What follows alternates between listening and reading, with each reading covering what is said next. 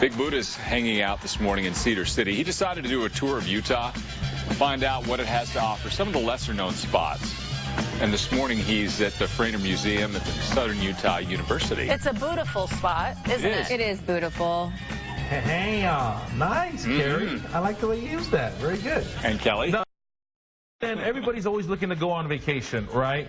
And sometimes, a lot of times, we like to go out of state. But what I'm doing in Southern Utah is showing you tons of great places that you can have a staycation. So you can still get away from the rat race of your regular life, but feel like you had a good time to relax and maybe take in some sights. Chad, right? Yep.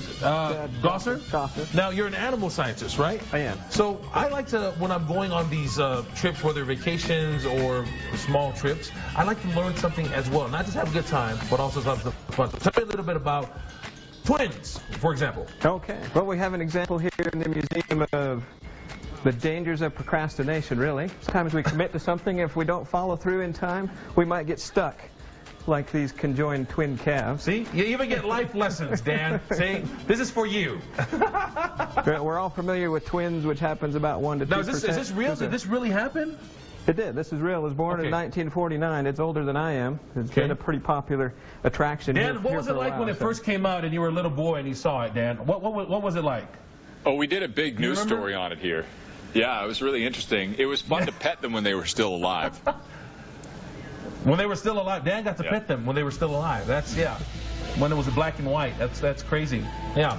So this has probably got to be the most popular thing you got here at the museum. I bet kids just love this. Oh, yeah. They all congregate here to wonder what it is. Yeah. Has it happened since? Has it happened again? I haven't seen another one like this in my life. I've seen a couple of calves that have 2 heads, but anytime there's identical twins, which happens, it's about 10% of the twins in cattle, right? And we get twins about 1 to 2% of the time. But early on in development, the cells of the embryo split apart, and they can make 2 different individuals that are genetically identical because they came from the same embryo.